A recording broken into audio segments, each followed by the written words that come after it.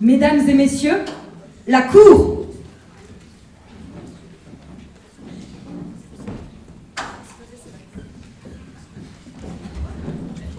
L'audience est ouverte, asseyez-vous, mesdames, messieurs.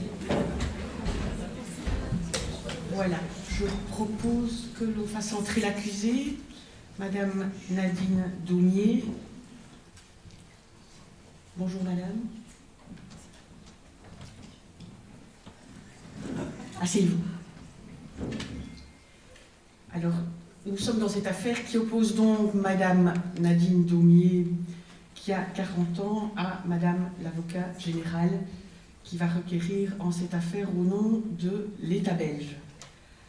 Cette affaire est une affaire qualifiée meurtre par la partie poursuivante, la victime étant un gardien de prison, Monsieur Maurice Ouattassi. Les faits ont eu lieu le 11 juin 2023 et le but de ce procès est de savoir si nous avons bien affaire à un meurtre, c'est-à-dire à la mort de quelqu'un causée par le fait de Madame Daumier en l'occurrence, étant acquis que l'on doit prouver qu'elle a eu l'intention de tuer la victime. Voilà, je propose donc que nous commencions comme de coutume par l'acte d'accusation. Madame l'avocate générale, vous avez la parole pour nous expliquer. Je vous remercie, Madame la Présidente. L'acte d'accusation porte que Nadine Daumier, commerçante, née à Ixelles le 28 avril 1984, domiciliée à Ixelles, chaussée de Wavre 284, est accusée d'avoir à Aachen, le dimanche 11 juin 2023 à 7h10, commis un homicide avec intention de donner la mort sur la personne de Maurice Ouattassi, 30 ans, agent pénitentiaire. Merci. Je vous remercie, Madame l'avocate générale. Maître Lombard, pour votre acte de défense. Bon, merci Madame la Présidente. Alors, je plaiderai l'acquittement. À mon sens, il n'y a pas d'éléments qui confirment cette intention de tuer, mais je m'en expliquerai tout à l'heure. Je vous remercie, Maître Lombard. La Cour va donc procéder à l'interrogatoire de l'accusée. Madame, levez-vous. Donc, nous savons que vous êtes Nadine Daumier. Rappelez votre date de naissance. Je suis née le 28 avril 1984 à Ixelles. Quel est votre domicile? Le 284, chaussée de Wavre à Ixelles. Et quelle est votre activité professionnelle lorsque vous n'êtes pas détenue? J'ai repris la boutique de mes parents. Quand vous dites la boutique, c'est un commerce? Un petit magasin. Une épicerie? Une petite épicerie. Très bien. Vous êtes donc en détention préventive depuis le 10 mars 2023. Vous avez été placé sous mandat pour des faits de trafic de stupéfiants. Vous êtes donc en détention préventive depuis 4 mois, au moment où M. Ouattassi est tué, en tout cas décède. Expliquez un peu d'abord votre parcours, votre enfance, votre scolarité, votre famille. Je suis mère de 3 enfants. Ma plus grande, Maddy, a 17 ans. Mon second, Liam, a 14 ans et mon plus petit, Noah, a 10 ans. Est-ce qu'ils sont du même père? Maddy et Liam sont du même père, mais le père m'a quittée quand j'étais enceinte de Liam. Et le troisième, Noah, c'est un enfant que j'ai eu avec le voisin. Mais il n'a pas voulu le reconnaître parce qu'il était marié à une autre femme. C'est ça. Et vous élevez donc seul, nous dites-vous, vos 3 enfants? Je suis seule avec les 3 enfants, oui. C'est ça. C'est en effet ce qui apparaît du dossier. Et quelle est votre situation, je veux dire, économique? Est-ce que le commerce fonctionne? Est-ce qu'il vous permet de vivre décemment? Quand le père de Maddy et de Liam est parti, j'ai dû reprendre la boutique toute seule. Et c'était au moment du Covid. Les finances, c'était compliqué. J'avais beaucoup de dettes. Vous savez, une maman seule qui doit s'en sortir. C'est à ce moment-là que je me suis mise à vendre de la drogue. C'est ça. Et qu'est-ce qui vous a donné l'idée de vendre de la drogue pour vous en sortir? quelqu'un qui passait dans le quartier qui m'a parlé de ça. Et je me suis dit que ça pouvait nous aider. Et est-ce que ça a effectivement aidé vos finances? Oui. Et puis vous êtes intercepté et vous êtes identifié comme étant l'actrice, pas principale, mais l'actrice d'un commerce de stupéfiants, essentiellement du hashish, hein, si j'ai bien lu. Et vous êtes donc placé en détention préventive, comme je l'ai dit, le 10 mars 2023. Quelle est la manière dont... Parce que vous expliquez au dossier que vous avez eu beaucoup de difficultés à vous adapter, et semble-t-il vous ne vous êtes pas adapté à la prison. Expliquez ce que vous avez ressenti. Vous dites qu'au départ vous aviez confiance en somme. J'avais confiance parce que je ne suis jamais allée en prison et c'était la première fois. Je me suis dit que ça allait passer avec les 3 enfants et tout ça et je m'attendais à sortir. Et puis quand on m'a ajouté les 2 mois, je suis tombée de haut. Vous savez... Excusez-moi, mais... Non, on a le temps. De savoir que vos 3 enfants sont dehors, seuls. Oui, parce que donc les pères respectifs, le père du 3e donc n'est pas possiblement sollicitable. Non, je sais que le père a pris en charge certaines choses, mais je n'ai pas confiance. Enfin, nous étions ensemble pour la plupart du temps, et donc je suis ici, j'ai été enfermée. Je ne savais pas ce qu'il adviendrait. Vous savez, on n'a pas beaucoup de contacts.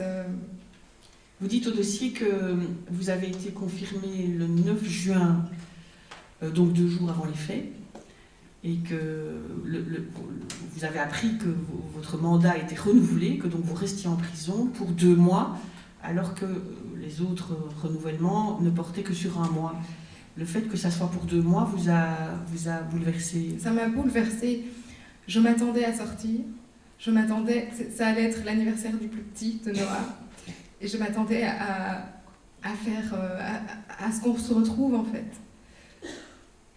Bien. Venons-en, si vous voulez bien, au fait et donc à la séquence pour laquelle vous êtes ici. Nous sommes le 11 juin et vous avez expliqué, je vous laisse l'exposer vous-même, que vous vous éveillez et que vous découvrez votre codétenue, Madame Fatima Bonnard, qui est décédée. Si vous voulez expliquer, parce qu'il y a 2 phases, un peu 2 phases dans la séquence ici, si vous voulez un peu développer. Oui, Fatima. Je me souviens très bien, c'était le 11 juin 2023. Je me suis réveillée le matin, comme à mon habitude. C'est comme ça, je me réveille à 6 heures pour aller aux toilettes. Et à ce moment-là, c'était clair. Je me réveille, je me lève, et là... Donc Madame Bonnard, qui était dans la même cellule que vous... Madame Bonnard était morte. Madame Bonnard s'est pendue, et je me suis levée, et je l'ai vue toute rouge, bavante, agonisante, et à ce moment-là, j'ai hurlé, j'ai crié, je suis allée vers la porte, je cherchais de l'aide en fait, je voulais sortir de là à tout prix, j'ai appuyé sur le bouton d'alarme, mon cœur battait très très vite et ma respiration, c'était un choc, je ne souhaite ça à personne, madame, je souhaite ça à personne. Et à ce moment-là, j'ai tapé, j'ai l'impression qu'il y a eu une éternité jusqu'à ce qu'une porte s'ouvre. Et je me souviens simplement d'avoir vu un gardien et d'avoir couru, d'être sortie de toutes mes forces. Je voulais juste disparaître, ne plus être là. Et là, c'est le trou noir. Je me souviens de rien. Donc c'est le 2e moment de la séquence qui nous occupe, c'est que... Est-ce que vous vous souvenez d'avoir enclenché l'alarme ou pas? Parce qu'il y a Je me souviens d'appuyer sur le bouton, d'appuyer partout. Je me souviens m'être fait mal à la main, de cogner. Je me en frappant sur la porte. Et donc la porte s'ouvre, le gardien est là, il est seul. Oui. Hein, c'est ce que confirment les éléments au dossier. Essayez. Alors, vous avez en effet dit que vous aviez un blanc. Vous ne vous souvenez pas de ce qui s'est passé exactement. Il est révélé que vous admettez l'avoir poussé. Je ne me souviens pas, Vous madame. ne vous souvenez pas. Le gardien tombe, les escaliers ne sont pas loin, le gardien tombe et il décède très rapidement. Madame le juge d'instruction nous donnera les détails des constatations qui ont été faites sur place lorsque les forces de l'ordre sont descendues. Oui, donc vous maintenez qu'en réalité vous ne vous souvenez pas, vous avez un trou noir, c'est ça? C'est ça. Bien, vous avez été contrôlée, ou en tout cas surprise, avec un GSM. Est-ce que vous voulez expliquer? Vous avez l'objet d'une procédure disciplinaire? Oui, je me suis procuré un téléphone pour tenter d'appeler Madi et les enfants et de rester en contact.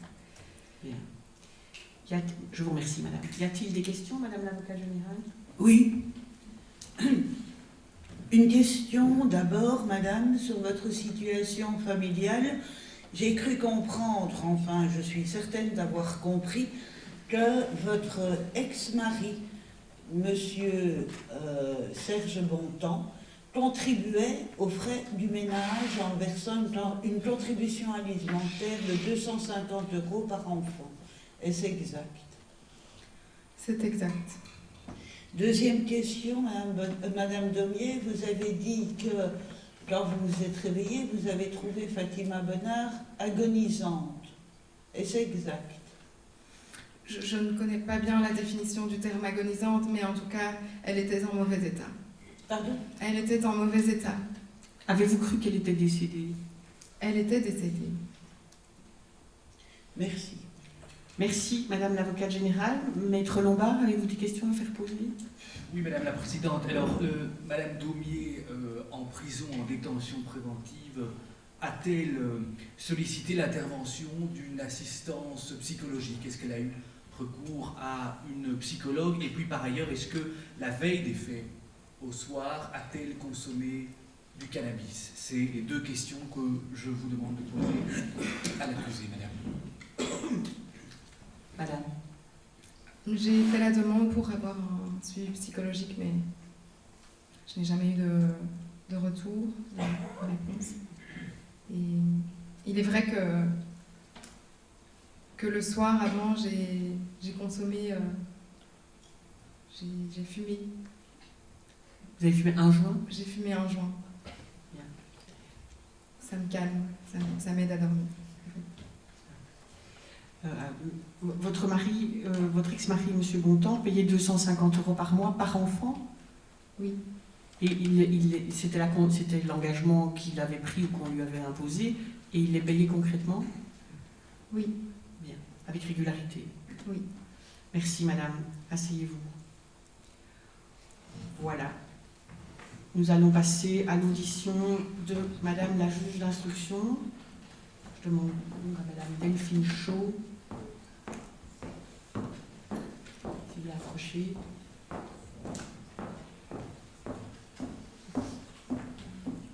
Je vais vous demander de prêter le serment suivant. Il s'agit de promettre de dire toute la vérité, rien que la vérité. Levez la main droite et dites « je le promets ». Je le promets. Je vous en remercie. Voilà, madame le juge d'instruction, nous vous écoutons en votre rapport. Quelles étaient les constatations essentielles, saillantes, auxquelles vous avez pu accéder, réaliser, et les constats que vous avez posés. Nous vous écoutons. Merci Madame la Présidente. Donc d'abord, permettez-moi peut-être d'expliquer en quelques mots le rôle du juge d'instruction. Le juge d'instruction est un juge du tribunal de première instance qui est spécialement désigné pour mener une instruction, c'est-à-dire mener une enquête sur des crimes ou des délits dont il a été saisi, soit par le procureur du roi, soit par une partie civile, c'est-à-dire un particulier qui s'est constitué partie civile devant lui. Alors il est chargé de rechercher les auteurs des infractions et de rechercher la vérité. C'est pourquoi il lui est demandé d'instruire à l'encontre d'un suspect à charge et à décharge. Pour cela, il travaille en collaboration avec les services de police qui mènent l'enquête sous sa direction. Donc le juge d'instruction est un juge qui peut ordonner toute une série de devoirs et d'actes contraignants, comme par exemple les mandats de perquisition, des prélèvements ADN, des enquêtes de téléphonie. Il peut également, après avoir interrogé un suspect, l'inculper et décider de le placer sous mandat d'arrêt ou de le placer en détention préventive ou de le libérer sous condition. Et lorsque le juge d'instruction estime que son enquête est terminée, il communique alors le dossier au procureur du roi pour qu'il puisse tracer ses réquisitions. Concernant les faits dont nous avons à connaître aujourd'hui, je peux vous expliquer, Madame le Président, que j'ai été requise le jour des faits, donc le 11 juin 2023 à 8h30, par le procureur du roi, du chef de meurtre. Il m'a demandé donc d'instruire ce dossier et de descendre sur les lieux. Lors de cet avis, le procureur du roi m'a informé que les faits se sont déroulés à la prison de Aaren, que la personne décédée était un agent pénitentiaire, M. Maurice Watassi, âgé de 30 ans, et qu'il avait été trouvé inconscient au pied d'un escalier. À l'arrivée des secours, ces derniers n'ont pu que constater son décès. Ils n'ont pas réussi à le réanimer. D'une première analyse des images de vidéosurveillance de la prison, il ressort que monsieur aurait été poussé par une détenue, une certaine Madame Nadine Daumier, qui a été privée de liberté et qui devait encore être entendue par les services de police au moment de la vie. Le procureur du roi avait déjà requis un médecin légiste qui s'était déplacé sur place, ainsi que le laboratoire qui était également descendu à la prison. On me décrit aussi une situation au sein de l'aile de la prison qui est tendue. Et on m'informe également que le même jour, on a découvert que dans la cellule de Madame Daumier, il y avait une autre détenue qui était décédée, à savoir sa co-détenue Madame Fatima Bonnard, dont la co-détenue de Madame Daumier était décédée, semble-t-il, à la suite d'un suicide. Donc ce jour-là, je me suis rendue sur place avec ma greffière et j'ai retrouvé là-bas sur place mes enquêteurs. J'ai ordonné comme premier devoir la saisie et l'analyse des images de vidéosurveillance, l'audition des témoins et des voisines des cellules, l'autopsie de la victime, un prélèvement sanguin sur la suspecte, un examen externe également de la suspecte par le médecin légiste et une audition dans le cadre de sa privation de liberté par les enquêteurs. Concernant l'autopsie qui a été pratiquée sur la victime, il ressort que la victime est décédée des suites d'une rupture des cervicales suite à sa chute et qu'aucune trace de lésion de défense ou de lutte n'ont été constatées par le médecin légiste. Quant à l'examen externe de Madame Daumier, il ne montre aucune lésion de défense et elle présente quelques douleurs à la main droite à la suite de palpations et elle explique qu'elle a mal à sa main suite au coup qu'elle aurait donné dans la porte de sa cellule afin d'appeler les agents pénitentiaires le jour des faits. Au niveau de l'analyse des images de caméras de vidéosurveillance de l'aile de la prison en question, on peut apercevoir que donc la victime, M. Watassi, s'approche de la cellule de Mme Daumier vers 7h03 minutes et 45 secondes et que directement il ouvre la porte de la cellule. On peut apercevoir Mme Daumier qui s'adresse à l'agent pénitentiaire et qui reste dans l'encadrement de la porte de la cellule. Et on peut apercevoir à ce moment-là M. Watassi faire des mouvements avec ses mains qui semblent indiquer à Mme Daumier de s'écarter. À 7h04, Nadine Daumier on voit Mme Daumier en train de commencer à s'agiter, à faire des grands gestes avec ses bras. Et à plusieurs reprises, elle repousse la victime, donc M. Watassi, avec ses mains au niveau du torse, alors que l'agent semble en tout cas tenter de calmer Madame. Et on voit vraiment qu'à ce moment-là, les deux parties se trouvent de manière assez rapprochée des escaliers. Et à 7h05, on voit que la victime fait un mouvement, en tout cas, semble vouloir se retourner, et que peut-être pour s'adresser à un collègue qui approchait, ou, voilà, ça n'est pas très clair, mais en tout cas, au moment où il fait, semble-t-il, un mouvement pour se retourner, Madame Daumier repousse encore une fois la victime qui tombe alors dans l'escalier et qui chute, il roule dans l'escalier et sa chute n'est arrêtée que lorsqu'il arrive au palier intermédiaire. Au niveau de l'analyse toxicologique qui a été pratiquée sur la victime suite à la prise de sang qui avait été effectuée, pas de la victime de Madame Daumier, pardon, on constate qu'elle présente un faible taux de THC, c'est-à-dire de cannabis, qui semble induire que donc Madame Daumier a consommé du cannabis dans la soirée. Pour le reste, il n'y avait rien de particulier concernant la victime. À ce propos, Madame le juge d'instruction, pardon de vous interrompre, j'ai une question, parce qu'on l'a évoqué tout à l'heure. Vous avez l'habitude de fumer des joints, Madame? Oui, je fume comme tout le monde, quoi. Un petit joint de temps en temps. Comme tout le monde. Voilà qui peut peut-être se discuter. Madame le juge d'instruction, pardon de vous avoir interrompu. Pas de souci, Madame la Présidente, je poursuis. Le deuxième gardien qui était présent donc le jour des faits a également été entendu par les services de police et il confirme dans son audition finalement ce que les images de vidéosurveillance montrent. En tout cas, il parle de Madame Daumier comme étant à ce moment-là extrêmement agitée et du fait qu'elle pousse à plusieurs reprises la victime, ce qui fait que son collègue a dû reculer et qu'à ce moment-là, à un moment donné, il y a eu cette poussée fatale qui l'a fait vraiment tomber dans l'escalier. Alors, lors de son interrogatoire devant moi, Madame Daumier, concernant en tout cas les faits, a fait usage de son droit au silence, indiquant par ailleurs qu'elle ne se souvenait de plus de rien. Pardon de vous interrompre, Oui. mais il faut distinguer, elle a fait usage de son droit au silence, je veux dire en disant voilà, je n'ai rien à vous dire, c'est mon droit, ou bien elle ne se souvenait de rien? Dans un premier temps, elle a indiqué ne plus se souvenir de rien, et puis quand j'ai essayé encore de lui poser quelques questions et d'essayer de l'amener à essayer de se rappeler, elle a alors souhaité faire usage de son droit au silence. Merci. J'ai également, dans le cadre de cette instruction, désigné un expert psychiatre pour faire un examen mental de Madame Daumier. Et il ressort des conclusions de cette expertise que Madame Daumier n'était pas atteinte au moment des faits d'une maladie mentale qui aurait aboli ou gravement altéré sa capacité de discernement ou de contrôle de ses actes. Elle est décrite par le médecin psychiatre comme une personne ayant une personnalité narcissique et immature, peu résistante à la frustration, soucieuse de toujours donner une bonne image d'elle-même, et en situation de stress, elle peut manquer de self-control. Voilà, j'ai fait rapport. Je vous remercie, Madame la juge d'instruction. Y a-t-il des questions, Madame l'avocat général? J'ai une question qui n'est pas directement pour la juge d'instruction, mais qui est en rapport avec celle que vous avez posée à Madame Daumier. Je voudrais savoir ce que Madame Daumier appelle une consommation comme tout le monde, quoi. Madame... Enfin, c'est-à-dire qu'il m'arrive de consommer pour me calmer d'angoisse ou pour m'aider à dormir. Et je pense que beaucoup de monde fait ça.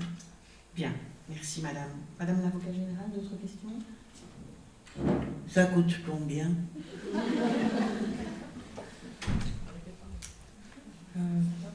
Non, ça dépend. Le prix du joint, rappelez à la cour, Madame le juge d'instruction le sait peut-être.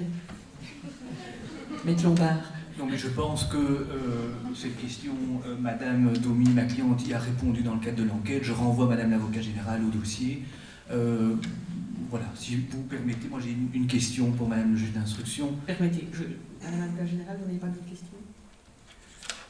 Je n'ai pas d'autres questions, mais je voudrais rappeler à Maître Lombard. Une question, Je ne fais pas de commentaires, je rappelle simplement que nous sommes ici pour faire un débat oral et qu'il n'y a pas lieu de me renvoyer au dossier qui est une pièce écrite. Je vous remercie. Maître Lombard, avez-vous des questions? Oui, j'ai entendu Madame le juge d'instruction qui détaille avec grande précision l'expertise mentale qui a été réalisée de ma cliente et où on la décrit comme une personnalité narcissique. Mais moi, j'ai beaucoup de dossiers où fréquemment, quand on parle d'un détenu, on parle d'une personnalité narcissique. Je n'ai jamais eu un dossier où ce mot n'était pas employé. Et donc, finalement, est-ce qu'il y a des personnes qui ne sont pas narcissiques? Et est-ce que Madame le juge d'instruction peut-elle nous confirmer que ce genre de constatation est fréquemment rencontré dans ce genre dossier. Oui, il est vrai que souvent dans les expertises qu'on leur donne, les personnes inculpées sont décrites par les experts qui les rencontrent comme étant narcissiques. Mais je tiens quand même à rappeler qu'ici, dans le dossier, rien ne me permet de penser que madame ne présenterait pas ce trait de personnalité. Merci. Y a-t-il d'autres questions? Je vous remercie, Madame la Présidente. Pas de commentaires? Madame la juge d'instruction, nous vous remercions. Voilà, nous appelons à témoigner Monsieur Boris Losenberg.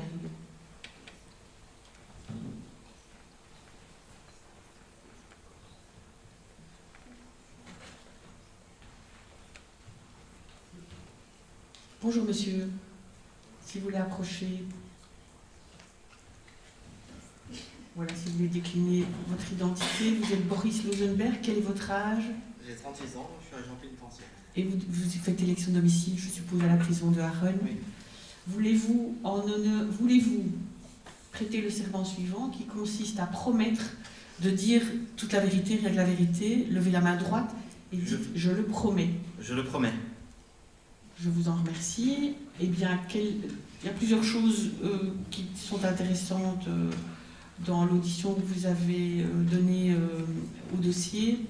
Il y a d'une part la manière dont le service fonctionne, puisqu'on a entendu que, implicitement, mais certainement, Madame Daumier nous dit si, entre guillemets, j'étais hors de moi et si les faits ont pu se produire comme ils se sont produits, c'est lié au fait que j'ai attendu un temps qui m'a paru infini, avec quelqu'un qui était décédé, j'appelais à l'aide, etc. Donc il faudrait que vous nous décriviez un peu le fonctionnement à ces heures-là, de la fin de nuit, début de matinée, le fonctionnement et la manière dont sont interceptées des alertes ou des alarmes, d'une part, et puis vous nous parlerez de la personnalité de Mme Daumier pour peu que vous en sachiez quelque chose, mais j'ai vu votre audition aussi. Et en effet, vous avez des choses à nous dire. Nous vous écoutons, Monsieur Losenberg. Oui, donc voilà, en tant qu'agent pénitentiaire, c'est un quotidien tendu, parce que malheureusement, il n'y a pas assez de personnel. Donc on n'a pas le temps de surveiller tout le monde. Oui, parce qu'on a dit, donc, Madame frappe à la porte, et Ouais, il n'y a qu'un gardien Oui. qui lui ouvre. Il n'est peut-être pas douteux que si on avait eu deux, les choses Ça aurait été mieux, oui. auraient fini moins tragiquement. C'est des Quand vous sous-sols. dites manque de personnel, si vous voulez développer, Oui, parce qu'en fait, c'est un seul agent qui est là pour 3 étages. Donc Oui. s'il fait l'appel au premier regardez, étage, mesdames et messieurs les jurés, ouais. S'il fait l'appel au premier étage, il ne va pas le deuxième étage, troisième étage. Donc regardez les forcément- jurés. Pardon, oui, désolé. La présidente a lu le dossier. Donc malheureusement, voilà, je veux dire, il ne sait pas avoir des alarmes, le pauvre. Désolé.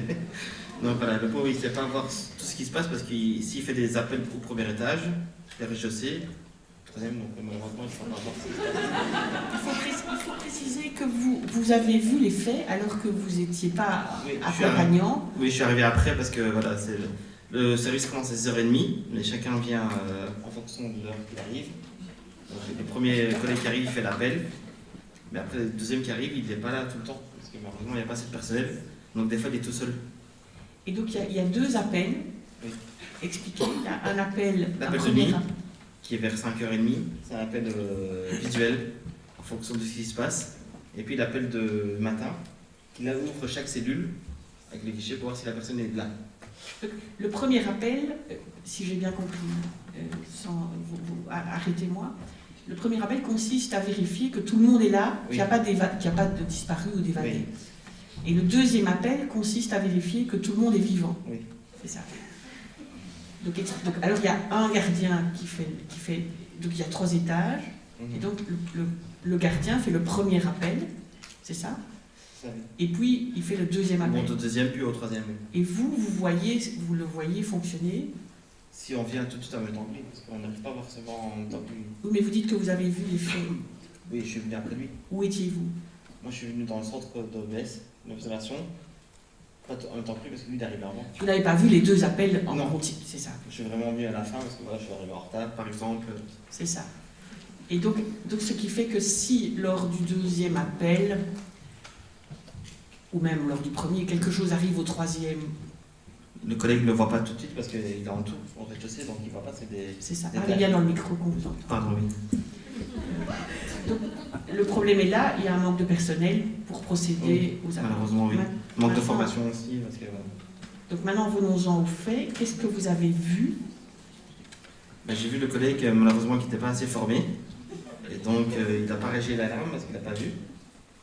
Et il est rentré dans la cellule comme ça, sans ouvrir le guichet, sans voir ce qui se passe. Il a ouvert directement. On est directement à la porte, malheureusement, oui.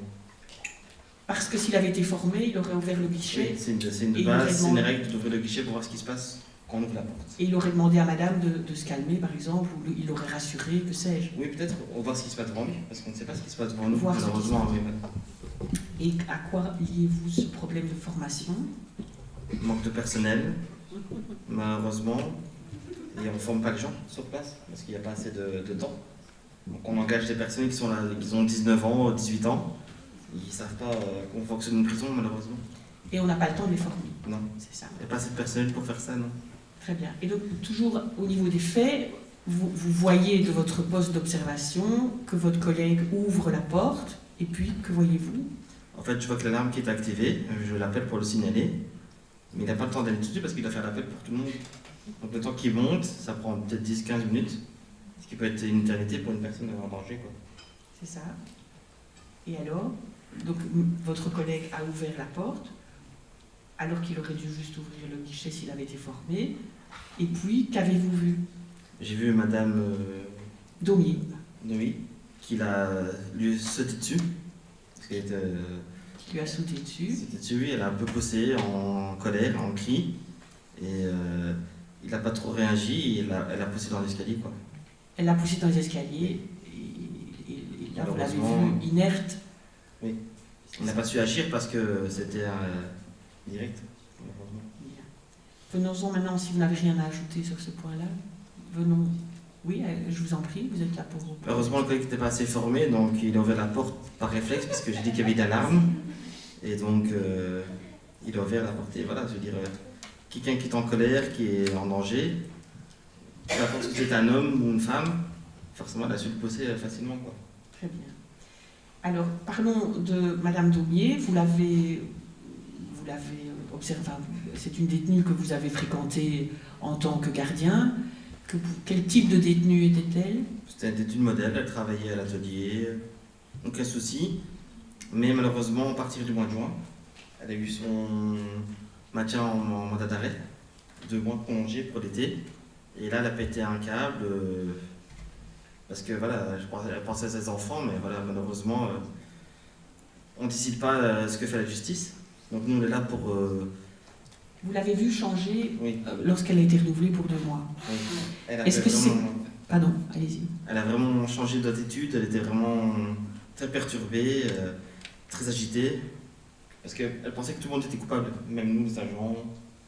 En fait, tout le fonctionnement de la justice, elle pensait que c'était nous. Elle en voulait à toute l'institution, Oui, y compris malheureusement, la oui. justice et pénitentiaire. Est-ce que vous observez ce genre de Malheureusement, elle est prévenue. bouleversement ou de colère chez d'autres Oui, les détenus? prévenus, ils sont souvent en colère parce qu'ils pensent que c'est nous les responsables, alors que... Donc les prévenus, il faut préciser que ce sont les personnes qui sont en détention préventive, donc C'est qui ça, n'ont oui. pas encore été jugées, qui sont donc présumées innocentes. Oui, voilà. Bien. Donc c'est quelque chose que vous observez fréquemment. Malheureusement, oui, parce qu'ils attendent le jugement et qu'on leur dit qu'il faut attendre 2-3 mois. Et je comprends que les gens, ils pètent C'est ça. un câble, pardon. Dites, et j'ai une autre question. Vous dites, Madame Daumier était une détenue modèle, cependant, elle a été interceptée, elle nous dit, de manière totalement décomplexée, que la veille des faits, elle a fumé un joint, et par ailleurs, elle a été surprise en possession d'un GSM. Est-ce que c'est ça un détenu modèle? Malheureusement, ça arrive très souvent. Donc c'est presque le quotidien, presque malheureusement. C'est ça. Il y a plus de drogue et de téléphone en prison qu'à l'extérieur, par exemple. Et comment expliquez-vous qu'on puisse avoir accès facilement en prison à des stupéfiants et accessoirement à des GSM? Ça, c'est une bonne question. Peut-être demander au CPS, Demandez aux... aux services sociaux, hein, par exemple. Voilà, une révélation. Bien.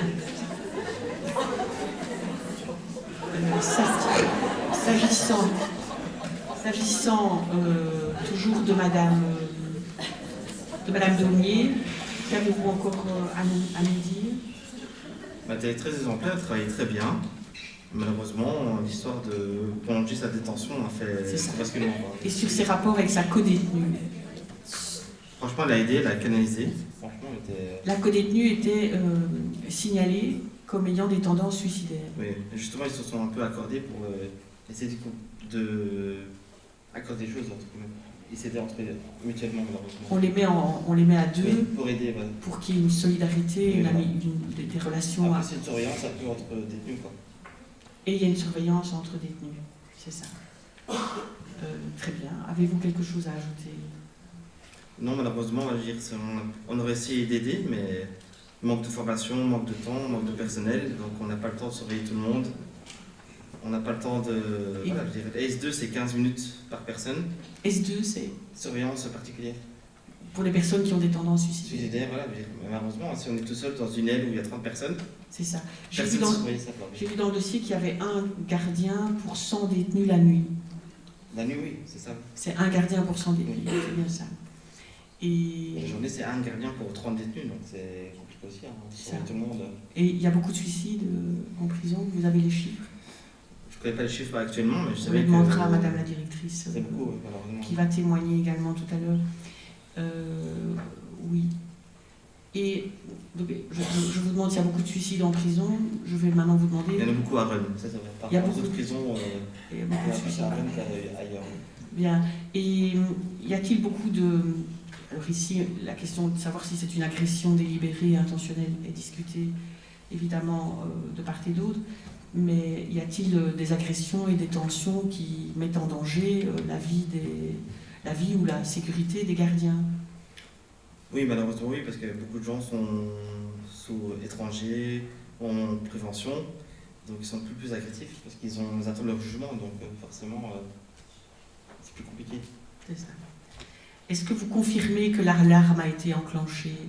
Oui, sur l'appareil d'appel, oui. C'est ça, vous confirmez parce que Le temps madame- d'arriver, parce que mon collègue fait l'appel, le temps que le collègue vienne jusqu'à l'OBS, c'est pas en même temps, c'est pas instantané. Très bien. Je n'ai plus de questions. Madame l'avocat générale, avez-vous des questions à faire poser? Une question pour Monsieur Losenberg. J'ai cru comprendre que Madame Daumier et Madame Bonnard, c'est-à-dire les deux co-détenus, n'étaient pas en si bonne entente que ça, puisque celui qui, sur les cursives, servait les repas, a entendu des bribes de conversation qui étaient des reproches de Madame Daumier, l'accusée, à Madame Bonnard qui s'est suicidée. Est-ce exact? Vous a-t-on rapporté ce genre Oui, de oui, c'est commentaires vrai, oui. également? Ce qui soupçonnait de qu'une des deux partageait des informations aux gardiens. Partagé? Des informations aux gardiens. Ah oui. Mais dans le même temps, vous nous avez dit que quand une personne a des tendances suicidaires, on la fait partager une cellule avec quelqu'un qui est susceptible De l'aider, oui. de donner des informations. Est-ce que vous voyez la distinction par rapport à ce que Madame l'avocat générale pose comme question? Non. Pas d'autres questions, Madame l'avocat générale? Si, je voudrais quand même une précision. Hein. Les informations que Madame Bonnard, apparemment, aurait partagées avec les gardiens ou que Madame Daumier aurait... C'était qui? C'était Madame Bonnard qui s'est suicidée ou Madame Daumier qui est l'accusée dans le box? Madame Bonnard. Madame Bonnard aurait donné des informations. Par rapport à Madame Demier, oui. Et dans quel état cela mettait Madame Daumier? Elle n'était pas au courant, je pense. Pas au courant. Et pourquoi est-ce que le servant sur les cursives a Mais enfin, entendu... je n'ai pas vu ça au dossier, Madame l'avocat générale, à un moment Vous n'avez donné. pas lu la pièce 5? Lisez le dossier avant de venir à l'audience, quand même. Je n'ai pas... Je n'ai Oh, pas c'est besoin... pas possible. Je propose aux acteurs. Monsieur l'avocat, je professionnels de la réfère justice très exactement à la Souffarde 3 dans le carton 2, pièce 4. Vous lirez, il s'agit du procès-verbal 188 Eh bien, nous 272. l'examinerons lors du délibéré et vous en ferez votre miel au moment de votre réquisitoire et Maître Lombard vous répondra. Je propose qu'on n'épilogue pas sur ce point. Dans cette hypothèse, je n'ai plus de questions pour monsieur le témoin. Je vous remercie, Madame l'avocat générale. Maître Lombard, avez-vous des questions? Je vous remercie, Madame la Présidente. Très Très bien. Avez-vous quelque chose à ajouter, monsieur? Juste, voilà, il faut penser que malheureusement, le personnel pénitentiaire n'a pas assez de formation. Il n'y a pas assez d'agents qui sont compétents parce que voilà, il n'y a pas assez de personnes en prison. On accueille des enfants qui ont 19 ans, qui n'ont aucune compétence. On les met voilà, sur une section avec 30 personnes. Et malheureusement, voilà, ils ne sont pas formés à des gens comme madame. En cas de voilà, psychiatrie ou détresse, et forcément, c'est compliqué, je veux dire. Voilà. Merci. Monsieur Lacour vous remercie. Vous pouvez aller. Voilà. Je demande à Madame Marie Mornard de venir faire sa déposition, son audition de témoin. Merci Madame. Si vous voulez rappeler vos noms, prénoms, votre date de naissance, votre résidence, votre activité professionnelle, nous la savons, vous êtes directrice de la prison de Harlem. Marie Mornard, le 9 janvier 1978, donc directrice de prison, et mon adresse administrative est à la prison de Harren, 135 rue de Wittlof. Je vais vous faire prêter le serment suivant. Il s'agit de promettre de dire toute la vérité, rien que la vérité. Levez la main droite et dites « Je promets ». Je promets. Je vous remercie. Voilà, vous avez il y a plusieurs pistes dans ce que nous souhaitons que vous expliquiez. D'une part, les conditions de travail, puisque il apparaît du dossier que le gardien, la victime, était seul au moment de répondre à l'alerte qu'avait lancée Madame Daumier, puisqu'il est acquis que l'alarme a été enclenchée.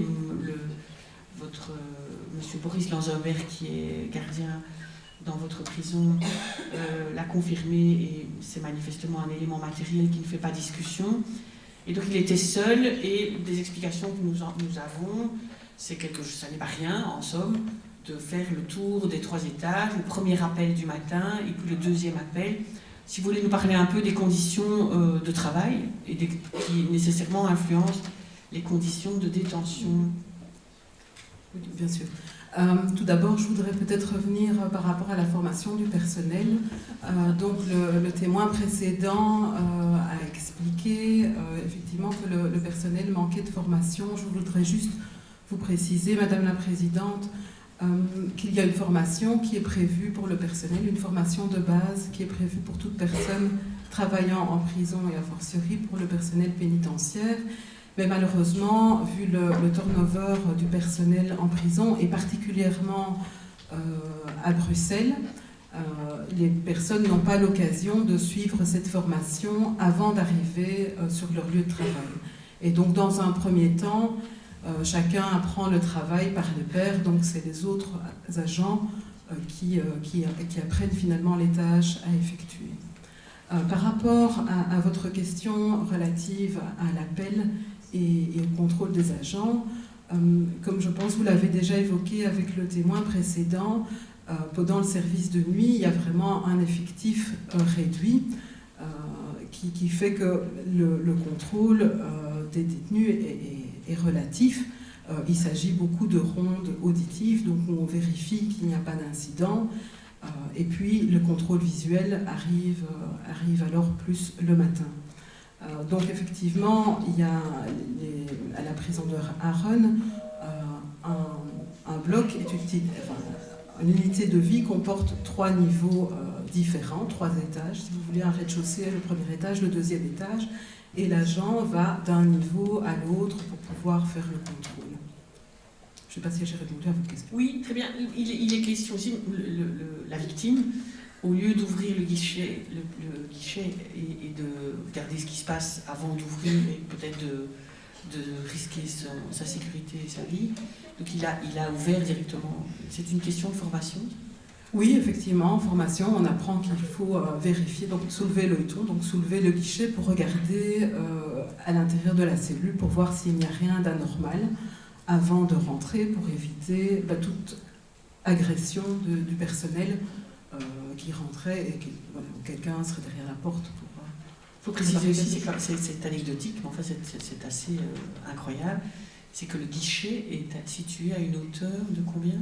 Oui, ben, c'est vrai qu'à la prison de Harren, les guichets sont situés assez haut, donc ce qui fait que les personnes plus petites ont quelques difficultés à vérifier correctement à l'intérieur de la cellule. Donc ça c'est vrai. Tout ce que je dis. Oui, bien sûr. Ceci particulièrement n'est pas fictif. Alors, parlons du suicide en prison. On parle de valeurs de moyenne par population. J'ai lu les chiffres dans le dossier, si vous voulez les rappeler. Oui, c'est vrai que malheureusement, on doit constater, enfin les études le montrent, que le taux de suicide en prison est jusqu'à 8 fois supérieur à ce qu'il est dans la population à l'extérieur. Donc c'est évidemment dramatique. Et on remarque qu'il y a des moments vraiment où les personnes sont en situation de fragilité. Le moment de l'incarcération est un moment effectivement compliqué, des moments plus des dates d'anniversaire qui se présentent ou des événements comme par exemple le fait de voir sa détention confirmée peut être un moment de fragilité. Les moments qui approchent aussi la libération, paradoxalement, c'est aussi des moments où ces suicides sont plus fréquents, mais c'est vrai qu'au début de l'incarcération, c'est un risque important. Donc c'est vrai que pour le cas de la co-détenue de Madame, on avait...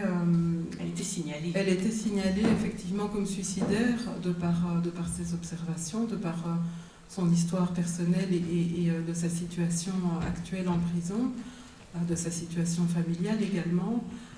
Elle était signalée comme étant suicidaire et donc, comme Monsieur l'agent l'a précisé juste avant, donc ça signifie que le personnel doit la contrôler tous les quarts d'heure, donc ce qui est finalement impossible à faire pendant la nuit. Et en journée, avec les différents mouvements qu'il y a au cours d'une journée, le nombre de détenus, c'est compliqué également de la surveiller tous les quarts d'heure. Alors c'est vrai qu'on a la possibilité de mettre les détenus en duo, donc 2 par cellule, pour atténuer finalement l'isolement vécu par la personne, pour qu'elle ait une oreille, pour qu'elle puisse avoir une présence à ses côtés. Alors certains détenus vivent positivement le fait d'être en duo avec quelqu'un. Pour d'autres, c'est compliqué parce que c'est encore une présence de plus dans son intimité. Donc, les personnes réagissent différemment par rapport à ça. Mais c'est vrai que, oui, voilà, donc il y a des personnes qui sont signalées comme suicidaires qu'on contrôle, et dans des cas plus extrêmes où vraiment on a des indices, enfin, où il y a des passages à l'acte très importants. Il arrive même parfois que le corps médical demande une surveillance caméra, et donc on est obligé de passer momentanément, le temps le plus court possible, une personne dans une cellule sécurisée pour pouvoir avoir un contrôle caméra constant de cette personne. Merci. Et on a parlé de drogue. L'accusé reconnaît avoir consommé du hashish la veille des faits. Ça a l'air... Monsieur Losenberg a expliqué que oui, c'est chose courante. En prison, il y a de la drogue, comme Madame avait été surprise avec un GSM. Comment cela se passe-t-il? Comment cela est-il possible? Oui, c'est pas quelque chose que l'on souhaite, évidemment, mais il ne faut pas être naïf, et donc il faut bien le constater et l'admettre que tant la drogue que les GSM circulent en prison. Alors il y a vraiment pourtant une attention importante qui est portée en matière de prévention par rapport à la drogue. Il y a des services externes qui font tout un travail de prévention, donc qui rencontrent les détenus un par un dans les cellules pour parler des risques en matière de santé, dans une politique vraiment de réduction des risques. Ils renseignent également des services qui peuvent aider, suivre les détenus au niveau social et aussi au niveau psychologique par rapport aux drogues. Il y a des groupes de travail qui comportent, au sein de la prison, qui comportent aussi bien des services internes, donc le service médical, le service psychosocial, l'équipe soins, la direction, et des services externes d'aide aux détenus ou d'aide aux personnes toxicomanes. Tous ces services se mettent ensemble pour réfléchir à ce qu'on peut mettre en place en matière de prévention par rapport aux drogues.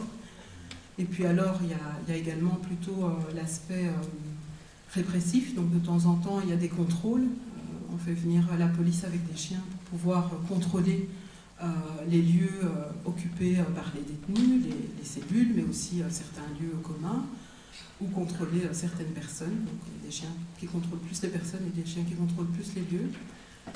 Et puis alors il y a également l'aspect punitif, si je puis dire. Donc quand un agent trouve de la drogue lors d'une fouille, il rédige un rapport au directeur, le directeur entend la personne détenue et décide de donner ou pas une sanction disciplinaire suite à l'incident. C'est d'ailleurs ce qui s'était passé pour madame. Oui, madame a fait l'objet d'une procédure disciplinaire. Oui, voilà, c'est ça. Mais donc, on a ces différents aspects, mais c'est vrai que les contrôles sont relativement limités. Donc, les agents, tous les jours, fouillent des cellules et fouillent sommairement les personnes. Mais pour faire une fouille complète, donc une fouille à corps, il faut vraiment qu'il y ait une motivation individualisée de la part du directeur et donc qu'il y ait une suspicion très claire sur une personne par rapport à un incident particulier. Donc, c'est quelque chose de beaucoup plus limité. Ce qui est très bien pour les droits de la personne, mais donc voilà, on trouve de temps en temps de la drogue, mais on ne trouve certainement pas toutes les drogues présentes au sein de la prison. Par rapport au GSM également, on peut en trouver lors des fouilles de cellules. On organise aussi ponctuellement des sweepings, c'est-à-dire qu'on fait venir un appareil qui permet de détecter tous les téléphones qui sont allumés à ce moment-là, ce qui permet de faire des fouilles ciblées et de pouvoir trouver par moment plus de GSM. C'est ça. Par rapport revenons à la santé mentale, hein, madame explique qu'elle a demandé l'assistance ou l'aide d'un psychologue ou d'une psychologue et que voilà, par 3 fois la tentative de rencontre a échoué. Est-ce qu'il y a des bugs? Est-ce qu'il y a des... Qu'est-ce qui fait qu'une rencontre avec un psychologue ne peut pas avoir lieu alors qu'elle a été demandée et qu'on a essayé par 3 fois de la mettre en place? Oui, je pense qu'il peut y avoir des bugs, mais c'est plutôt rare. Hein. On a des systèmes informatiques comme dans beaucoup d'autres endroits, et donc ces systèmes peuvent effectivement être défaillants et expliquer que certains jours, peut-être, les rendez-vous avec les détenus ont été postposés suite à une défaillance du système de CIDIS, donc du système de contrôle de l'accès à la prison. Mais ça, c'est vraiment exceptionnel. Je pense que ce qui explique plutôt, malheureusement, parce que ce n'est pas quelque chose qu'on souhaite, mais ce qui explique plutôt les rendez-vous ratés, c'est plutôt l'organisation de la prison, les temps d'attente. Donc c'est vrai que quand il y a un mouvement collectif, quand les détenus sont appelés au palais, quand ils vont au préau, etc., c'est des moments où on ne peut pas envoyer en plus de manière individuelle une personne détenue au parloir. Et donc, l'intervenant social attend peut-être alors longtemps pour voir arriver la personne détenue. Il peut malheureusement aussi arriver des incidents graves au sein de la prison, des agressions. Et donc, dans ce temps-là, il doit y avoir une intervention du personnel pour maîtriser la personne détenue, pour sécuriser les lieux.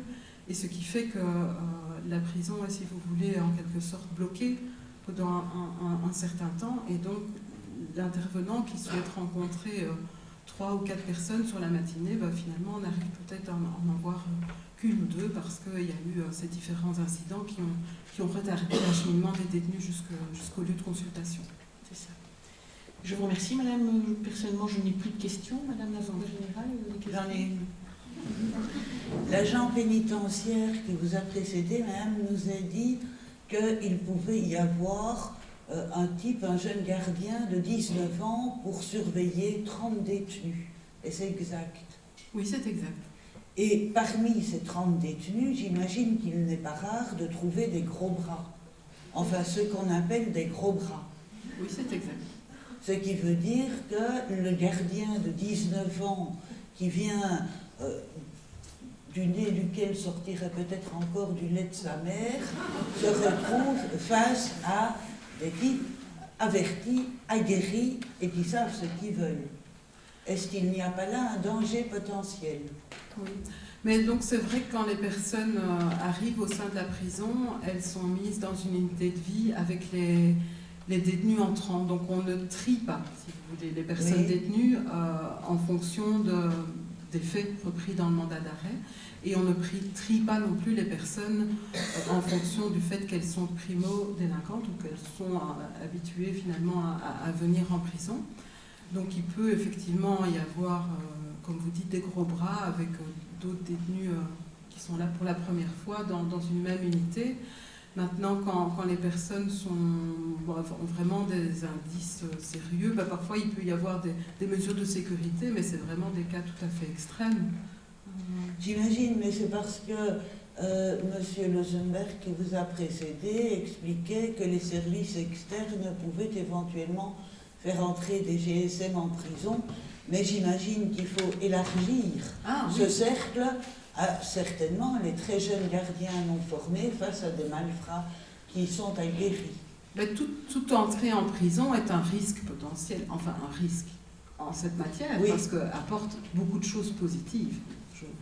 Je ne dis pas du tout que je vois les choses sous cet angle-là, mais voilà, mais toute entrée en prison est un risque potentiel d'amener quelque chose d'illicite, mais il ne faut pas non plus sous-estimer le nombre de largages, donc c'est-à-dire des personnes externes à la prison qui lancent par-dessus les enceintes des choses au sein de la prison. Donc ça, c'est loin d'être un cas isolé. Je pense que c'est quand même une source importante d'entrée en prison. Et puis, il y a des visiteurs, mais je ne tiens pas à stigmatiser une personne. Non, c'est pour éviter de stigmatiser quelqu'un que je pose toutes ces questions en me faisant observer ce qu'on peut imaginer, c'est-à-dire 19 ans face à, je ne veux pas en citer, mais enfin Marcel Abran, il est quand même autrement mieux outillé que le jeune gamin de 19 ans. Oui, bien sûr. Plus de questions? Non. Maître Lombard? Pas de questions, mais deux observations. L'agent en question, M. Maurice Watassi, avait 30 ans en l'espèce. Donc ce n'était pas un jeune de 19 ans, même s'il n'avait pas de formation. Et par ailleurs, je regarde ma cliente, Madame Daumier. Elle n'est pas ce qu'on peut considérer, je souhaiterais que ce soit acté au dossier, au PV de l'audience, comme ayant des gros bras. Merci. On va essayer d'acter des choses qui sont pertinentes. Madame, avez-vous quelque chose à ajouter? Non, madame. Eh bien, la Cour vous remercie. Je vous en prie, vous pouvez disposer. J'appelle maintenant Madame Perrine Panis.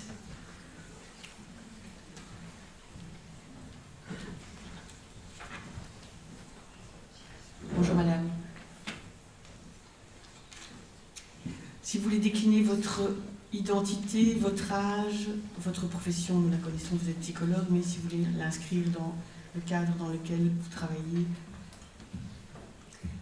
Donc Perrine Panis, 39 ans, je suis psychologue dans le service de la Fondation pour l'assistance morale aux détenus, de résidence administrative au 54 avenue de Stalingrad, à Bruxelles. Je vais vous faire prêter le serment qui consiste à promettre de dire toute la vérité, rien que la vérité. Veuillez lever la main droite et dire « Je le promets ». Je le promets. Je vous remercie et nous vous écoutons. Je travaille pour la Fondation pour l'assistance morale aux détenus comme psychologue clinicienne. La Fondation pour l'assistance morale aux détenus fait partie des services externes. Vous avez entendu parler ici précédemment. Ça veut dire que le siège social se trouve à l'extérieur de la prison. Et dans mon travail, je suis amenée à aller rencontrer en détention les détenus qui formulent la demande, qui font la demande de bénéficier d'un soutien psychologique. Et je suis aussi amenée dans les prisons bruxelloises, donc autant à Arun que la prison de Saint-Gilles. Et je suis aussi également amenée à les rencontrer quand eux ont obtenu la permission de sortir, permission de sortie, congé pénitentiaire, surveillance électronique ou dans le cas d'une mesure de libération conditionnelle, au bureau, dans les bureaux de la FAMD en rendez-vous. S'agissant de Mme Daumier, vous l'avez rencontrée à quelle occasion et au début de sa détention, si vous voulez expliquer un peu? C'est-à-dire que Madame a fait la demande de bénéficier d'un suivi dès le début de sa détention préventive. Malheureusement, notre quotidien en tant que psychologue externe, c'est que la première chose qu'on fait, c'est de mettre la personne sur une liste d'attente parce qu'on est trop peu de psychologues pour pouvoir répondre aux demandes qui nous sont faites, formulées. Donc elle a été mise sur liste d'attente dans un premier temps. C'est vrai que quand Aachen a ouvert fin 2022, on pouvait encore répondre relativement rapidement, mais en mai 2023, si je me souviens bien, les personnes ont commencé à être écrouées à Aachen, et donc il y avait des personnes en détention préventive, et là on n'a plus réussi à suivre la demande. Vous avez expliqué que vous avez rencontré, je me réfère à votre audition dans le dossier, Oui. Vous avez dit, j'ai rencontré madame dans les 96 heures de sa mise sous écrou et elle n'était pas très intéressée. Pardonnez-moi. C'est le SPS qui Vous avez le service interne à de la prison. l'audition. Oui. Vous avez donc rencontré madame au début de sa détention préventive. Elle a fait la demande, mais je ne suis pas allée la C'est ça. rencontrer parce qu'elle était sur liste Elle d'attente. était sur liste d'attente. Et puis à un moment donné, elle est arrivée en haut de la liste d'attente. C'est ça. Et donc j'ai fait en sorte d'essayer de la rencontrer. J'ai été malchanceuse, ça arrive assez régulièrement en prison. Il faut s'armer de patience. Et donc la première fois que je suis allée la voir, il y a eu une grève. Le jour où j'avais prévu de venir la voir. Donc j'ai dû reporter à un autre moment. La deuxième fois, j'ai été apparemment particulièrement malchanceuse, comme on entendait madame la directrice le dire tout à l'heure, c'est qu'il y a eu un bug informatique qui m'a empêché d'aller d'encoder dans la liste des personnes que je devais voir au parloir madame Daumier. Et puis la troisième fois, je suis enfin parvenue à arriver jusqu'au couloir des parloirs où les avocats rencontrent aussi leurs clients. Mais là, donc j'ai patienté, hein, ça arrive souvent, et finalement, l'agent qui gère les parloirs est venu me dire que madame avait refusé. C'est quelque chose qui arrive assez régulièrement, malheureusement. C'est qu'on nous dit que la personne a refusé, et parfois on a la personne qui nous appelle le jour d'après ou la journée, dans le courant de la journée, pour nous dire pourquoi vous n'êtes pas venu. Et donc je dis en fait si, je suis venue, mais Donc il y a un malentendu. voilà, il y a eu un malentendu. une information incorrecte. C'est ça. Alors, il faut préciser par rapport au fait de la cause que cet incident où on vous dit madame a refusé et madame vous a appelé après pour vous dire que ce n'était pas le cas. Oui, comme je disais, ça C'est arrive. ça. Et qu'on était 3 jours sauf erreur avant les faits. Le jour où j'ai eu l'information qu'elle avait refusé, c'était 3 jours avant les faits. C'est ça. Avez-vous quelque chose à ajouter? Non. Avez-vous des questions? Je n'ai pas de questions. Merci. Maître Lombard. Pas de questions, c'était très clair, merci. Merci. Madame Perrine-Banis, nous vous remercions. Merci. Et j'appelle, pour être entendu en qualité de témoin, Monsieur Guibert.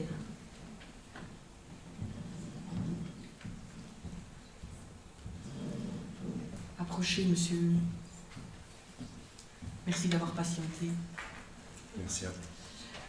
Voilà, je vais vous demander de décliner votre identité, votre âge, votre profession et votre résidence administrative, votre domicile. Okay. Donc, je m'appelle Serge Weber, je suis assistant social à la prison à Aachen pour le service psychosocial. Je prends résidence administrative auprès de la prison de Aachen, rue du Wittlauf 135 à 1130 Aachen. Vous avez dit votre âge? 58 ans, pardon. Voulez-vous promettre de dire toute la vérité, rien que la vérité? Levez la main droite et dites « je le promets ». Je le promets. Je vous en remercie. Voilà, alors j'ai tout à l'heure un peu emmêlé les éléments de mon dossier. Et donc c'est vous qui avez rencontré assez vite madame, après sa mise sous écrou, assez vite, dans un moment où elle avait confiance en l'idée, en l'espoir qu'elle sortirait assez rapidement. Si vous voulez expliquer, monsieur? Oui. Donc en fait, une des missions majeures que peut avoir le service psychosocial, c'est l'accueil des personnes qui sont mises en détention, qui sont mises sous mandat d'arrêt. Et donc nous avons pour mission, à tour de rôle, de rencontrer les personnes dans les 96 heures de leur entrée. Donc c'est à cette occasion-là que j'ai rencontré Mme Daumier. Et effectivement, comme vous le dites, elle n'était pas très preneuse d'un accompagnement. Elle était dans une position où elle se disait que les faits commis n'allaient pas la garder en prison très longtemps. croyait très fort en son avocat Prodéo. Et elle pensait aussi que sa position de mère, on peut la comprendre, ferait qu'elle ne resterait pas en détention et qu'elle pourrait aller s'occuper de ses enfants assez vite. Donc elle a refusé en quelque sorte toute prise en charge ou toute aide qu'on pourrait faire pour l'accompagner, en tout cas pour faire en sorte que sa mise en détention soit la moins impactante possible, déjà qu'elle l'est, mais qu'on puisse en tout cas aménager certaines choses suite à cette détention. C'est ça. Il faut préciser sans doute que son avocat lui avait donné confiance à 40 ans, sans aucun antécédent judiciaire et comparaissant pour la première fois devant la justice, elle avait des raisons d'être confiante. Vous dites précisément, puisque ça n'a pas été le cas et qu'elle a été, comme on l'a dit à plusieurs reprises, renouvelée pour 2 mois en date du 9 juin, vous dites que vous l'avez revue un peu avant ce moment-là, une quinzaine de jours avant les faits qui nous occupent, soit le décès de M. Ouattasi, et que vous avez observé un changement dans son attitude ou son profil. Si vous l'expliquez, monsieur. Oui, tout à fait. Donc en fait, là, c'est plus dans cette mission d'accueil, mais c'est clairement Madame Daumier qui a demandé à me rencontrer. Donc dès que c'était possible, en fonction des dispositions du service, j'ai été la voir. Et là, j'ai rencontré quelqu'un pour qui on voyait clairement que la détention avait touché très très fort son moral, elle était abattue, elle était plus la même femme, fatiguée par les bruits de la nuit, par la violence dans les préaux, par toute une série d'éléments qui faisaient qu'elle n'osait même plus sortir de sa cellule. Elle avait aussi une attitude complètement défaitiste par rapport à son avenir, enfin, elle posait des mots qui faisaient dire que si ça continuait comme ça, et c'est les mots qu'elle a utilisés, elle pensait mettre fin à ses jours pour que ses enfants soient débarrassés d'elle. En l'entendant, j'ai demandé alors au psychologue de première ligne de pouvoir l'accompagner, la prendre en charge, mais malheureusement ça n'a pas pu se faire. 3 psychologues de première ligne pour autant de personnes incarcérées, vous comprenez bien que c'est compliqué. Et vous avez connaissance des relations qu'elle entretenait avec sa codétenue, Oui. Madame Fatima Bonnard? Oui, tout à fait. Donc, comme vous l'avez entendu, Madame Fatima Bonnard était estampillée S2, donc elle faisait l'objet d'une surveillance spéciale, et ce qu'on fait souvent dans une prison, c'est de mettre un codétenu à une personne suicidaire afin de préserver sa vie, en quelque sorte, et de faire en sorte qu'il y ait quelqu'un qui soit de surveillance, puisque la surveillance de toutes les 15 minutes ne peut pas s'effectuer, mais on met la charge de la surveillance sur une codétenue ou un codétenu. Comment dire, pour ce que j'ai pu en savoir, ce qui m'est revenu, parce qu'on a des rapports de service qui nous reviennent, c'était un duo qui fonctionnait très bien. Madame Daumier avait pris Madame Bonnard sous son aile, on peut dire ça, lui avait appris à crocheter, elles discutaient beaucoup ensemble, enfin, elle semblait en tout cas avoir une bonne relation. Et on peut dire que Madame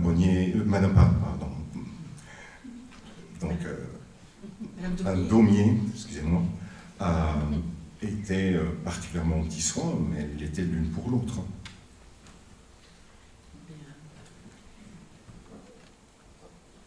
Vous avez également une connaissance de la procédure disciplinaire dont l'accusé a été l'objet? Oui, tout à fait. En tout cas, ce que j'en sais, c'est que donc elle a été effectivement prise avec 5 grammes de cannabis, qu'elle ait trouvé cette sanction d'isolement en espace de séjour, donc qui consiste en une sanction où elle ne peut pas sortir de sa cellule malgré son travail. Et il a trouvé injuste, donc il lui a été conseillé de prendre contact avec son avocat. Son avocat a déposé une requête devant la commission des plaintes, qui est une sorte de recours pour les décisions qui sont prises par la direction. Et là, on s'est rendu compte en fait que les 5 grammes de cannabis, on l'a vu dans les images de surveillance, les 5 grammes de cannabis lui avaient été imposés par une autre détenue pendant un mouvement. C'est des choses qui arrivent très souvent dans les prisons aussi, c'est qu'il est imposé par ce qu'on appelait des gros bras tout à l'heure, le fait de transporter de la drogue dans la prison ou de le donner à quelqu'un d'autre parce qu'on sait qu'on a été repéré par les gardiens. Et donc la commission des plaintes... Oui, pardon.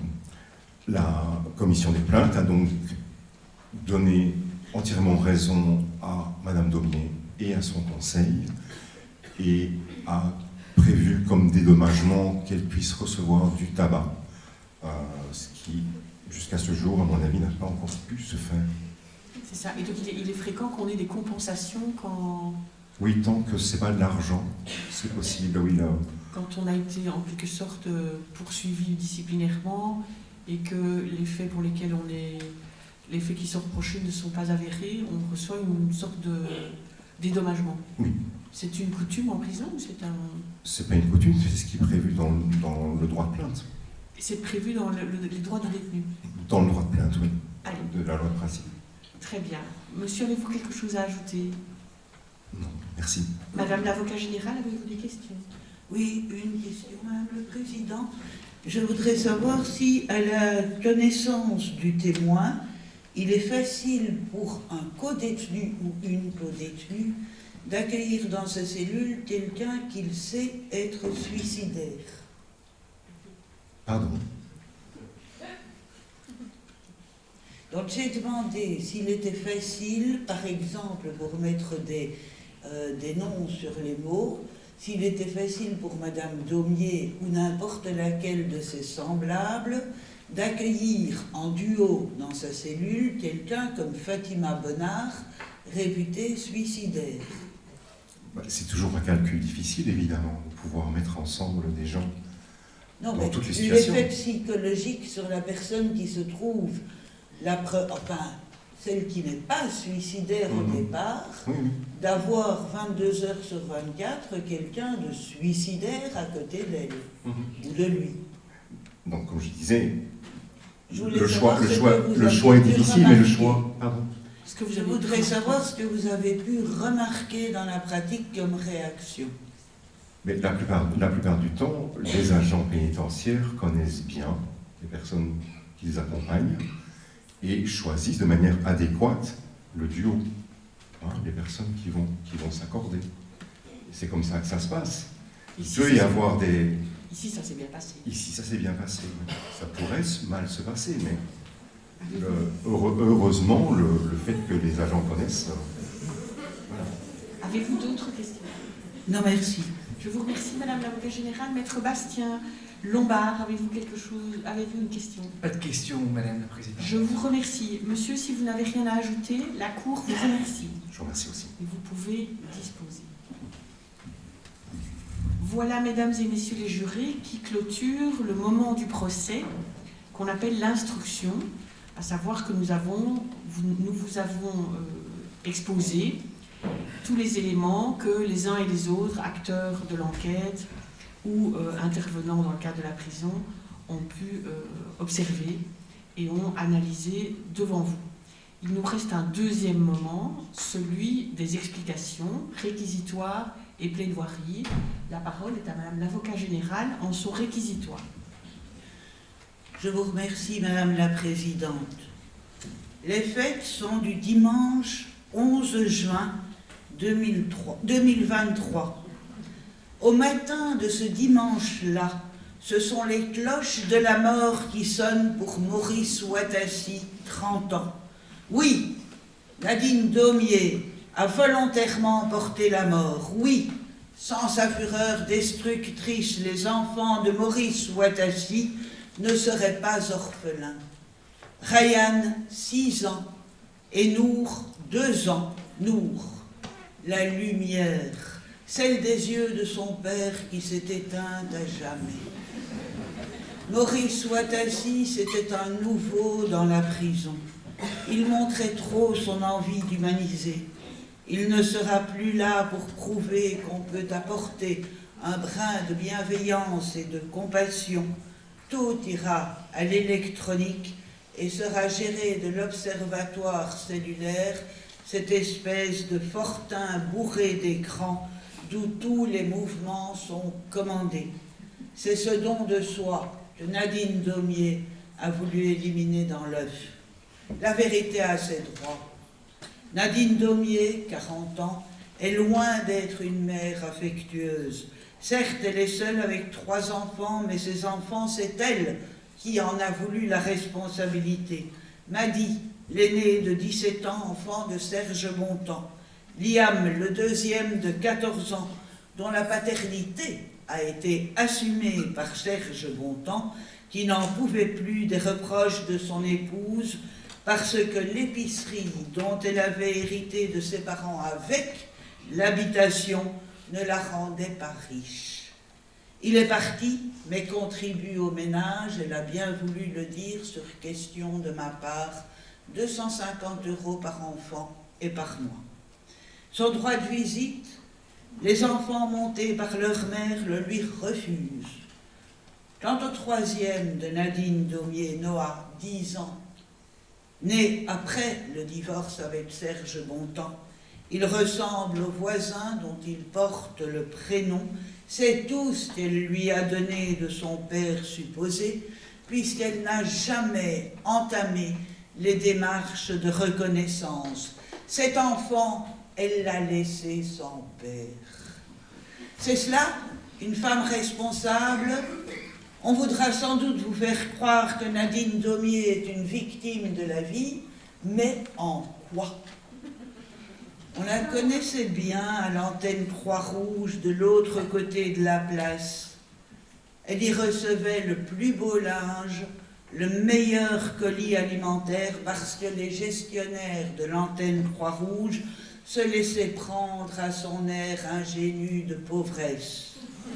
Entre-temps, elle négligeait son épicerie, incapable de respecter les accords entre les commerçants de la rue, qui organisaient une tournante d'achat au marché matinal.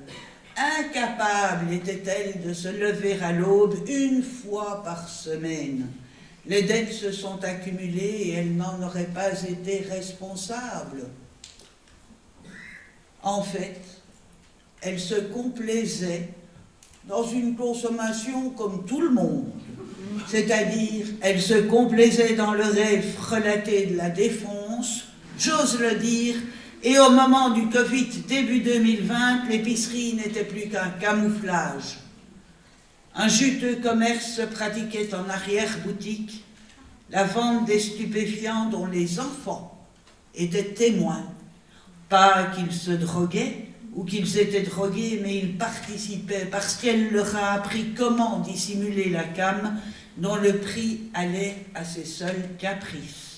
Elle avait même fait du très jeune amoureux de sa fille son vendeur attitré dans l'école qu'il fréquentait, l'école de vos enfants, peut-être. Elle a cessé de se rendre à l'antenne Croix-Rouge, mais ses enfants continuaient d'y aller. On s'est étonné, on s'est ému. La justice est intervenue pour découvrir la source de ces nouveaux revenus qui ne lui profitaient qu'à elle. Le vendredi 10 mars 2023, Nadine Daumier est placée sous mandat d'arrêt.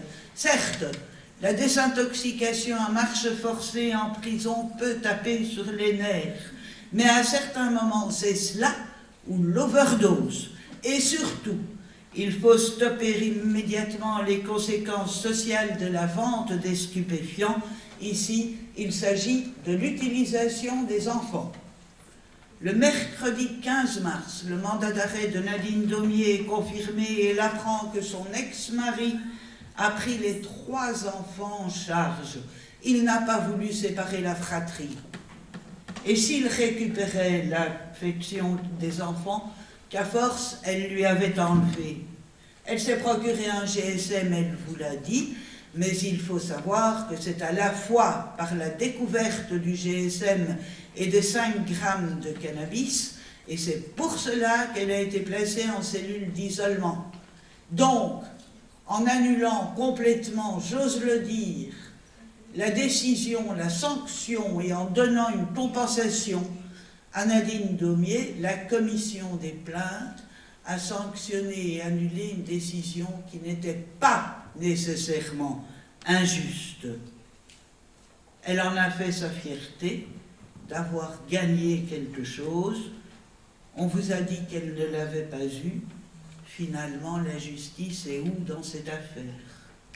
Alors, comment se procure-t-on un GSM en prison? On en a parlé, mais parce qu'au dehors, la famille paye le prix fort pour vous le faire parvenir. Comment se procure-t-on quelque surplus au quotidien en prison?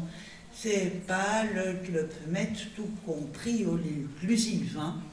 Mais parce que la famille verse sur votre compte de cantine le déodorant, le shampoing, le peigne, le tabac, le lait, un fruit, un sucre, un bout de chocolat, la télé, le téléphone fixe, tout est plus cher qu'à l'extérieur et on estime à environ au moins 300 € le prix d'une vie à peu près possible en prison.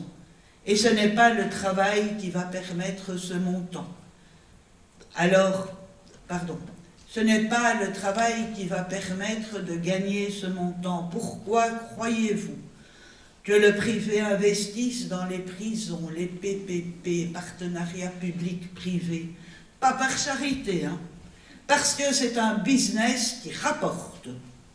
Alors certaines mères vendent leurs bijoux, des potes partagent le butin, comme pour payer l'avocat. Mais là, si c'est les potes qui paient, c'est généralement le prix du silence qu'ils paient. Pour Nadine Daumier, c'est Serge Bontemps qui paye, par respect. Le vendredi 14 avril, l'emprisonnement de Nadine Daumier est confirmé pour 1 mois encore. L'enquête se poursuit. Le juge d'instruction cherche à quel point elle a entraîné le jeune amoureux de sa fille dans son trafic. Elle qui a toujours pensé, c'est exactement ce qu'on vous a dit là tantôt, elle qui a toujours pensé qu'en plaidant sa situation de femme abandonnée avec 3 enfants, les juges se montreraient compréhensifs et elle sortirait vite de prison. On lui avait dit, les femmes certainement devant la justice sont encore avant tout considérées comme des mères, inféodées à l'homme, lequel, par sa présence ou son absence, leur inspire leurs faits et gestes. Paradoxalement, leurs enfants protègent les femmes de la prison, où leur population des femmes n'est que de 5 à 7% de celle des hommes. Pourquoi? C'est un autre débat. Je l'évoque, c'est tout.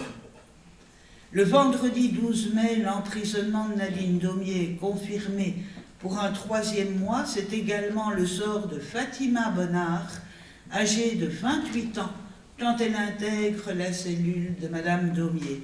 Qui est Fatima Bonnard? Au moment des fêtes, elle est triste. Dans une crise de rage, elle a frappé un agent pénitentiaire qui tentait de la raisonner en la conduisant au préau. L'agent a eu l'épaule déboîtée et la direction n'a eu d'autre choix pour éviter l'émeute que d'envoyer Fatima Bonnard quelques jours au cachot, cellule d'isolement. Elle n'a donc pas pu recevoir la maigre visite de sa mère et de son petit. À son retour en cellule, la seule photo de son enfant avait disparu. Fatima Bonnard est triste. Elle rêvait d'être l'héroïne des bas-fonds, celle qui en scooter avec sa copine agressait les caissiers dans les supérettes. Elle est tombée. Elle a tenté de s'évader, c'est son droit. Elle a tenté de se suicider, elle est devenue S2. En prison, vous êtes sur le code avant d'être quelqu'un. Donc S2 pour suicidaire, et elle a été placée en duo avec Nadine Daumier. C'est gay comme duo, Fatima Bonnard est triste. La direction pénitentiaire attendait de Nadine Daumier, qu'on disait être une détenue calme et bien disposée. Qu'elle dit, cette jeune femme, dans son difficile parcours, il n'aura pas fallu un mois, vous pensez au crochet, à Nadine Daumier pour amener Fatima Bonnard à l'exaspération. Méchamment, elle enfonce le couteau dans la plaie. Elle se réjouit du séjour mérité de Fatima Bonnard au cachot, qui aurait pu être plus long, parce qu'elle y a fait le même pour 3 fois moins. Le servant qui faisait le tour des cursives pour apporter les repas a entendu au moins une partie des conversations. Fatima Bonnard est affaiblie. Elle imagine l'inquiétude de sa mère et le sort du petit dont elle sait qu'il a été placé. Nadine Daumier la conforte dans l'idée que l'enfant placé ne reçoit aucune cajolerie pour éviter qu'il y ait attachement à un personnel qui, vu la rotation du service, ne pourra pas l'accompagner longtemps. Le vendredi 9 juin, Nadine Daumier est confirmée pour 2 mois. 2 mois. Certes, je ne sais pas si cette législation, qui n'est pas de longtemps, était une bonne idée. Elle partait d'un bon sentiment, laisser le temps à l'enquête de se poursuivre sereinement. Or, voilà. D'un côté, l'être humain est humain, s'il a le temps, il le prend. Mais par ailleurs, pour le détenu qui attend de connaître son sort, 2 mois, c'est le bout du monde sans ligne d'horizon. Certainement, quand on ne peut pas agir sur ce qui se passe hors les murs, où une vie peut s'effondrer. À l'intérieur, on a le temps des scénarios catastrophes. Et quand aucune nouvelle n'arrive, le détenu imagine qu'on lui cache des choses. Dame, il ne peut quand même rien faire, on ne va pas l'énerver. C'en est trop. Les enfants de Nadine Daumier viennent moins à la visite. Pourquoi ? Parce que les accompagnateurs, à juste titre, ont estimé que son discours ne leur était pas favorable et que les enfants doivent prendre quelques distances par rapport à leur mère. Nadine Daumier est, quant à elle, révoltée. Elle se répand auprès de Fatima Bonnard. Pendant la nuit, épuisée, Fatima Bonnard, c'est elle qui fait un cauchemar, mais c'est elle qui, pour de vrai, déchire son drap et le tresse en une corde qu'elle se passe au cou. Là, c'est évidemment le choc qu'on imagine de la pendaison qui réveille Nadine Daumier. Dans un espace aussi confiné, elle n'aurait rien entendu, rien senti. Pour venir vous parler aujourd'hui de femmes agonisantes, j'ai pas tout compris et vous non plus, ce n'est pas possible. Elle est réveillée donc. Elle ne coupe pas la corde, elle frappe sur la porte, c'est tout. La cellule est au 2e niveau. L'agent pénitentiaire Maurice Ouattati est à l'appel au rez-de-chaussée. Son équipier est dans l'observatoire, il faut le temps à ces deux de répondre à l'alerte de la lumière rouge et du bruit étouffé par l'isolation. Maurice Ouattati arrive en premier. Le temps de dégager le badge passe-partout numérique, il ouvre la porte dans le but qui aurait dû être évident à Nadine Daumier, le but de porter secours. Mais Nadine Daumier a autre chose à faire que de porter secours. Elle va se venger des hommes, de son ex-mari qui lui enlève les enfants, de l'amoureux de sa fille, son vendeur qui l'enfonce, du juge qui l'a prolongé pour 2 mois, de son avocat qui la désespère. En voilà un autre, celui qu'on appelle déjà le gentil. Tous pareils. Il va discuter et on vous l'a dit, elle tolère mal la frustration. Elle pousse violemment Maurice Ouattati qui tombe à la renverse et se fracasse la nuque. La preuve, je vous demande de réexaminer ces quelques demi-secondes où, sous la violence des coups et la surprise, Maurice Ouattati est très légèrement déséquilibré. Nadine Daumier en profite pour le faire pivoter vers l'escalier en une sorte de valse macabre. C'est à ce moment que se situe son intention de tuer. Elle ne dira rien des faits, parce que l'oubli est le meilleur refuge de ceux qui ne font pas face. Voilà, mesdames et messieurs du jury, ce qui s'est passé cette nuit tragique. L'aube est venue avec 2 morts sur les bras et au milieu, une femme bien en vie dont je vous demande de dire qu'elle a volontairement tué l'agent Maurice Watassi et que cela mérite la dureté de la prison pendant de longues années. Donc, quelle que soit votre condamnation, nous ignorons tous le temps. Je vous remercie. Merci, Madame l'avocate générale. Maître Lombard, vous avez la parole. Je vous remercie, Madame la Présidente. Mesdames, Messieurs les jurés, votre tâche est encore plus difficile que la mienne. À l'issue de cette audience, vous devrez rendre justice. Vous devrez dire si, comme le prétend le ministère public par la voix de son avocat général, si Madame Daumier est coupable de la mort de Monsieur Watassi, ou si, comme nous le prétendons de ce côté-ci de la barre, elle n'a eu aucune intention de le tuer et elle doit dès lors être acquittée. Pour ce faire, vous venez d'entendre les réquisitions de Madame l'avocat général et sa position. Et comme vous, j'y étais attentif. J'ai écouté tout ce qu'elle vous a dit, les questions qu'elle a largement posées aux témoins. J'ai entendu que le jour des faits, selon elle, Madame Daumier aurait agi dans une fureur destructrice, qu'elle était finalement tout ce qu'on peut détester de l'être humain, jusqu'à dire qu'elle aurait été une mauvaise mère. J'ai été attentif à ce que Madame l'avocat général vous a dit, et à aucun moment je ne l'ai entendu se rattacher à des éléments objectifs du dossier que je suspecte même qu'elle ne l'aurait même pas lu. Vous devrez pourtant décider, à l'issue de cette audience, sur base d'éléments objectifs, de preuves qui enlèvent tout doute raisonnable, à défaut de quoi, si un doute subsiste, il devra bénéficier à ma cliente. Alors, à mon sens, vous avez des éléments objectifs, vous avez tout d'abord les images des caméras de surveillance qui filment le couloir dans lequel se sont déroulés les faits. Et puis je dépose au dossier, si Madame l'avocat général l'a lu, le rapport annuel de l'année 2023, année pendant laquelle les faits se sont produits, de la commission de surveillance de la prison de Harren. C'est une commission chargée d'observer la prison et puis de formuler des recommandations, des observations au thème d'un rapport. Alors, les images, tout d'abord, de caméras de surveillance. Qu'est-ce qu'elles nous disent? Elles nous disent que M. Watassi, il arrive devant la cellule occupée par Madame Daumier à 7h03.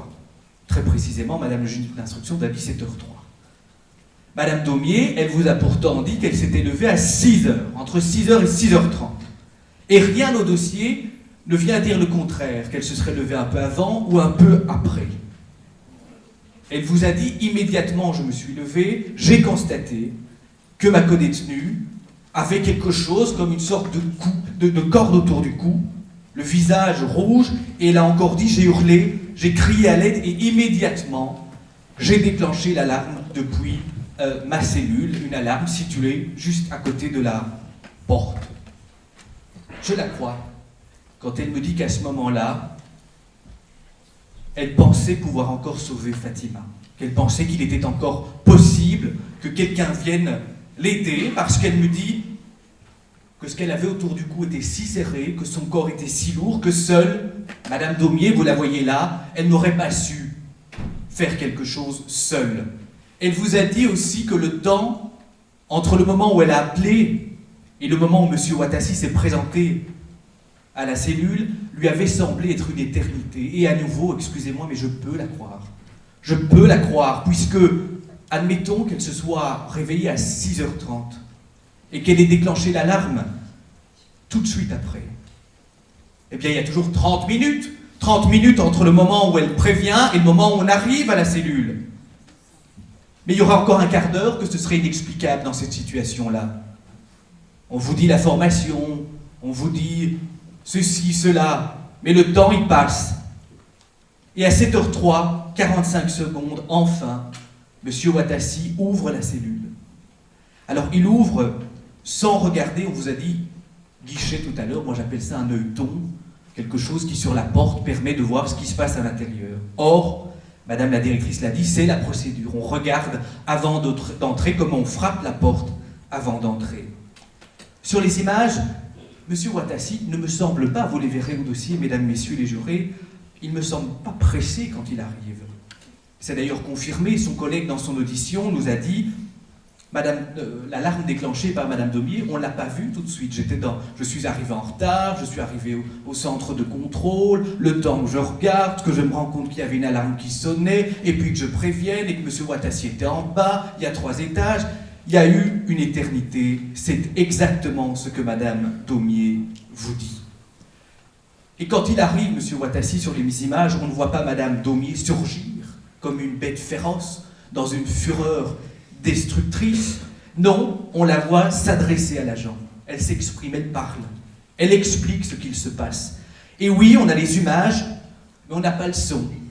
C'est vrai, on a les images, on voit tout ça, mais on n'a pas le son. Et moi, je crois ma cliente quand à ce moment-là, elle dit à l'agent qu'il faut appeler au secours, qu'il faut appeler un médecin, que Fatima s'est pendue, qu'elle était S2 et que personne n'est venu, normalement toutes les 15 minutes, et la personne. Et je la crois à ce moment-là quand elle me dit qu'elle a l'impression que M. Ouattasi ne comprend rien, qu'il ne comprend pas l'ampleur de la situation, qu'il finalement ne la croit pas parce qu'elle est détenue, qu'il est agent, c'est le jeu, peut-être. Je la crois, ma cliente, regardant Fatima, la voyant pendue. Je vois l'urgence là plutôt que devant cette porte. Et M. Ouattasi, quand il est arrivé, son collègue l'a dit également au dossier, il n'a pas vu Fatima pendue et je pense réellement qu'il ne croyait pas Madame Daumier quand elle lui racontait ce qu'elle disait. Que voit-on ensuite sur les images? On voit Madame Daumier repousser, c'est vrai, à plusieurs reprises M. Ouattasi, mais à nouveau, nous n'avons pas le son. Et là, je crois ma cliente parce que dans sa situation, j'aurais agi pareillement. Elle me dit qu'à ce moment-là, elle aperçoit de l'autre côté l'autre collègue de M. Ouattasi. Et que voyant que celui-ci ne comprend pas l'ampleur, elle tente d'alerter l'autre collègue en lui disant « Mais venez, il y a une situation urgente ». Et que dans ce geste, elle repousse en effet l'agent. Dans ce geste, vous le verrez aux images, moi je vois un geste de désespoir. Je vois une femme qui vient de voir l'horreur et qui essaye encore de croire et de faire tout ce qu'elle peut pour tenter peut-être de sauver celle qu'elle devait protéger. Alors non, quand je vois ces images, je ne vois pas d'intention de tuer. Madame l'avocat général a tenté de vous tirer le portrait de Madame Daumier. J'ai plutôt l'impression qu'elle en a fait une caricature. Elle a oublié de vous dire que Madame Daumier avait travaillé toute sa vie, durement, qu'elle tenait une épicerie de quartier, de celle qui ouvre très tôt, qui ferme très tard, et dans laquelle on trouve toujours ce qu'on ne trouve pas ailleurs. Finalement, une madame, tout le monde. Elle s'évertuait chaque matin à travailler, jour et nuit, coûte que coûte, comme l'avaient fait ses parents avant, pour tenter d'obtenir et d'offrir à ses enfants une vie un peu plus décente. Mais voilà, il est arrivé un moment où cela n'a pas suffi. L'augmentation du coût de la vie, rappelez-vous, après le Covid, la guerre en Ukraine, le coût de l'électricité et du gaz, la paupérisation de son quartier parce que le bourgmestre avait décidé que maintenant ça allait devenir piétonnier, plus moyen de se parquer devant l'épicerie, et puis les dettes ont commencé à s'accumuler. Et là c'est vrai, ça n'excuse rien, mais ça explique. Elle a vendu parce que ça pouvait rapporter un petit peu. Bon, elle n'est pas devenue riche avec ça, rassurez-vous, les dettes, elles ne s'envolent pas comme ça. Bien au contraire, et elle le regrette parce qu'elle sait tout ce que ça peut entraîner. Madame Daumier, je vous le dis, vous êtes une bonne mère. J'ai vu vos enfants et j'ai vu l'amour qu'ils portaient en vous et ils vous aiment comme j'aime ma mère. Et aujourd'hui, permettez-moi de vous appeler Nadine. Je vous accompagne depuis la première heure d'audition et la première chose que vous m'aviez dite était de prévenir Madi, votre aîné, en disant surtout, dis aux petits de faire leurs devoirs en rentrant de l'école. Quand vous avez appris votre placement en détention à Rennes, vous n'en reveniez pas. Vous me disiez, mais moi, j'ai pas d'antécédents judiciaires, alors j'ai essayé, je me suis égaré de rapporter un peu de beurre dans les épinards, mais vous n'étiez pas celle qu'on décrivait au dossier. Vous avez tenu les premières semaines, et puis rapidement, vous m'appeliez au téléphone, en me disant, maître, ça ne va pas, j'entends les bruits dans cette prison, je devais recevoir une psychologue, ça fait 3 fois qu'elle doit venir et elle ne vient pas. Alors nous, les avocats, on a l'habitude de ce genre d'appel. Mais on était impuissants, alors je vous ai dit, tenez bon, patience, courage, on va y arriver, l'audience de la chambre du conseil, vous allez être libérés, mais malheureusement, les mots sont impuissants et au fil des mois, je vous ai vu maigrir, je vous ai vu vous assombrir, vous aviez perdu l'espoir. Vous me parliez des bruits la nuit dans cette prison, 1190 places. Vous me parliez de votre âge de dents qui ne faisait qu'empirer, que vous étiez sur la liste d'attente, mais comme bien 40 autres détenus avant vous. J'ai déposé plusieurs fois plainte pour vous, parce qu'on vous volait votre cantine, votre tabac, vous ne receviez jamais, mais qu'on vous facturait. Et puis les timbres-poste. Ça vous avait été loin, vous m'aviez dit, Noah, bientôt son anniversaire, et sans timbre-poste, comment va arriver la carte postale? Alors, permettez-moi de dire ici, Nadine, ce que Madame l'avocat général s'est bien tenue de vous dire. Votre codétenue, votre seule confidente, vous l'avez trouvée pendue morte, là, dans cette cellule que vous partagez depuis 4 mois. Jamais on ne vous avait dit que le taux de suicide dans les prisons belges était 25% supérieur au taux qu'on peut voir dans les prisons européennes, que parmi les détenus, le taux en Belgique de suicide était 8 fois supérieur au taux dans la population et que vous risquiez, tôt ou tard, ou de vous suicider, ou d'y être confronté. Alors Madame l'avocat général aurait sans doute aimé que ce matin-là, vous soyez resté là avec le corps de cette femme, assise en silence, peut-être à refaire votre lit. Mais ce n'est pas un épisode de la petite maison dans la prairie dans laquelle nous sommes, c'est le carcéral, c'est la déshumanisation, la chaîne, c'est les numéros S2, c'est la giga-prison dans la petite prairie. Et c'est là, mesdames, messieurs du jury, qu'il faut comprendre que ce procès, c'est pas le procès de Nadine seulement, c'est le procès d'un système où on vous abandonne, où vous êtes présumé innocent en détention préventive, mais vous êtes déjà traité comme coupable. Alors je vous ai dit, deuxième élément objectif à mon dossier, le rapport de la commission de surveillance de la prison de Harone, prison haute technologie, rapport 2023, l'année qui nous occupe, 129 pages, pour nous dire qu'en 2023, il y a eu au moins 4 tentatives de suicide, 4 décès suspects. Plus encore, on nous dit qu'à l'Ocean House, ce n'est pas une discothèque, c'est une entité de la prison, où 600 détenus sont en détention préventive. Je cite, on y rencontre de nombreux détenus psychologiquement perturbés. Le manque de réponse à tout niveau est source de stress. Depuis l'été 2023, la commission y a malheureusement recensé au moins 4 suicides. On y lit encore que dès son ouverture, Madame la directrice vous l'a dit, la prison a connu des problèmes techniques. Depuis lors, peut-on lire, plusieurs membres du personnel disent qu'à Harone, on a le temps de mourir 20 fois avant qu'on vienne vous chercher. Et ce n'est pas que le personnel, puisqu'à la Forest House, toujours pas une discothèque, c'est une autre entité, là où les femmes sont détenues, de nombreuses détenues ont saisi la commission pour communiquer leur inquiétude quant au long délai d'attente pour que les agents réagissent aux appels, notamment la nuit. L'une d'entre elles dit « on a le temps de mourir 3 fois ». C'est exactement ce qui s'est passé, mais Madame l'avocat général ne veut pas le voir. Elle ne veut pas vous le dire. Alors que la Belgique a été condamnée à de nombreuses reprises par la Cour européenne des droits de l'homme pour traitement dégradant et inhumain dans ses prisons. Dégradant et inhumain.